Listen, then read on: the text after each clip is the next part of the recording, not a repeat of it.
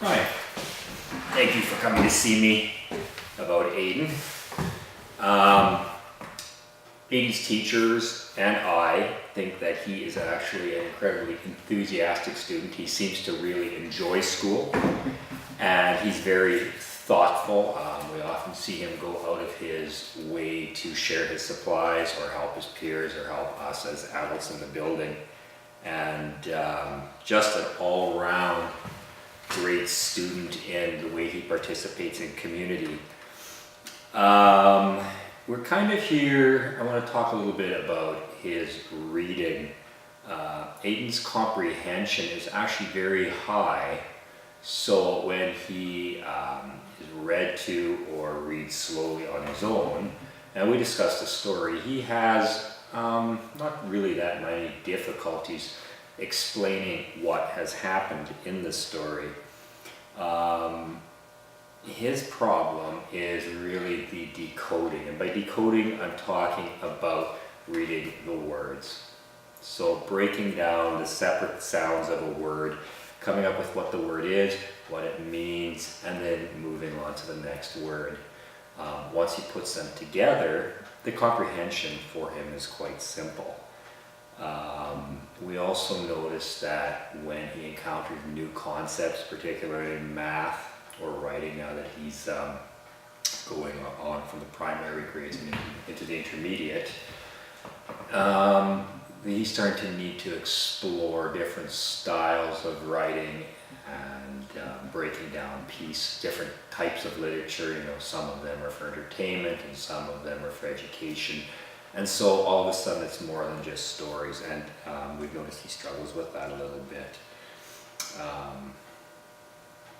Despite that, I just was kind of looking at some notes that his teacher had here, and she says that he still is really positive in the classroom.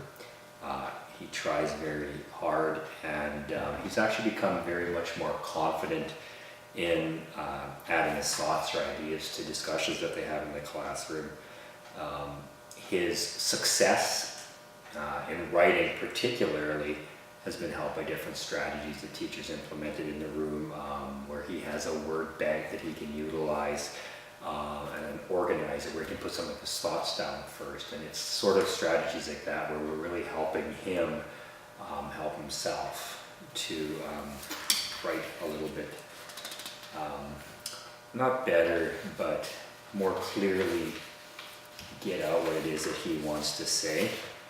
What I have done is administered a assessment, and it's called the KT, and you don't need to know too much about it. It's a fairly common assessment used in the schools.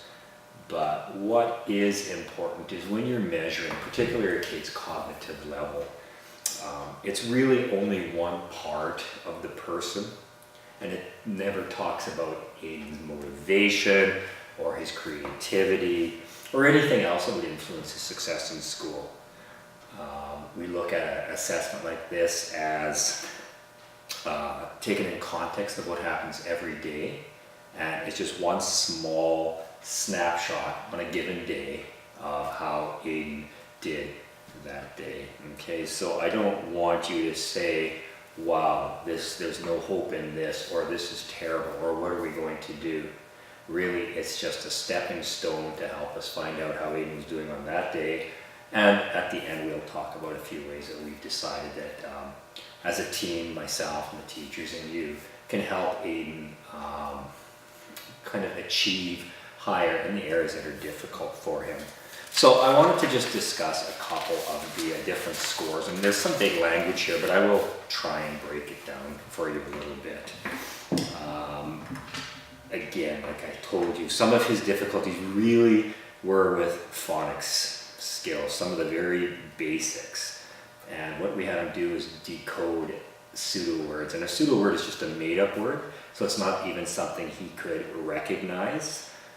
The idea being that he needs to be able to piece together the different sounds of the word and try and come up with what that word might be.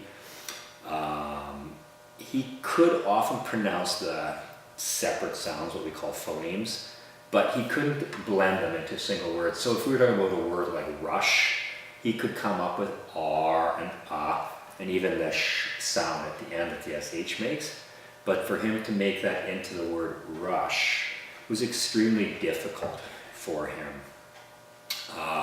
The other thing that we looked at was Aiden's receptive vocabulary. And receptive vocabulary is his ability to understand.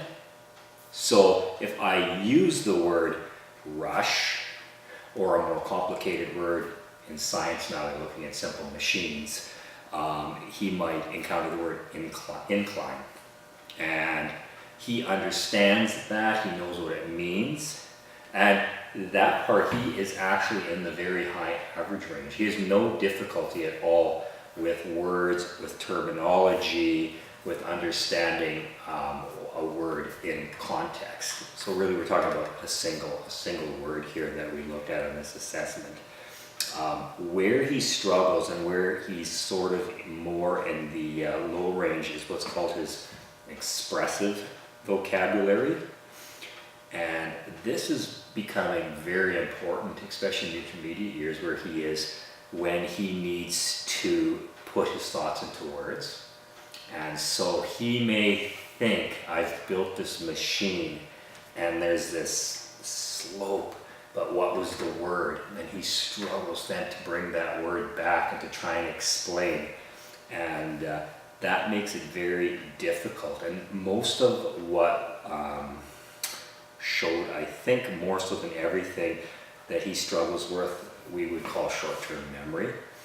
And this is just one of those ideas where it's there and he can't find it. He looks for the word and it just sort of eludes him. We also did something on this assessment that's called verbal comprehension.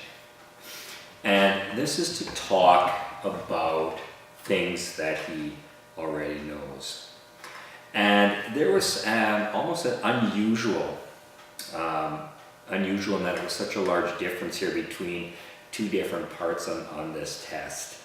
And that is that when it came to abstract, what we call verbal concepts, he tested very low. And abstract means, so if we were talking about abstract reasoning, a pattern square, triangle, square, triangle, square. The next one would be triangle. But we do that when we read as well, abstract verbal concepts, and it helps us predict the word. So if we're talking about temperature, and I said it was we're already thinking hot, cold, wet, right? We're trying to make that pattern. Aiden goes in and can't make that connection. And so when he says very, the next word could be house or the. And so he needs to start new with every word. And you can imagine how tough that is for him without being able to make those sort of predictions as he reads. Kind of scoring low in that area for a student, as Aiden has done, really makes it also difficult for them to organize or classify ideas.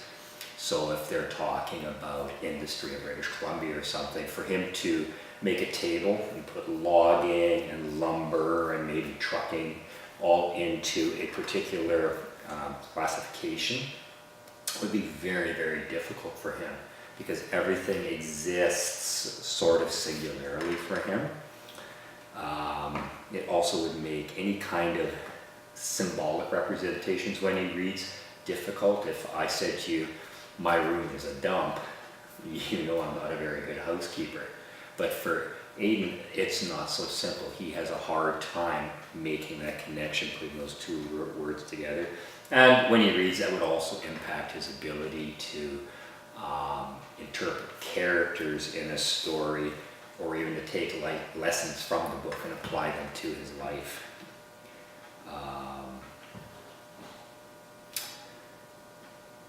I think also as he grows a little older, where we're really going to see him struggle a little bit in this area is problem solving, where there's not just one or two steps, but there's multiple steps to reach a conclusion.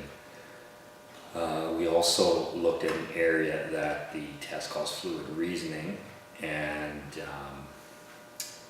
he's low average in something case called inductive reasoning.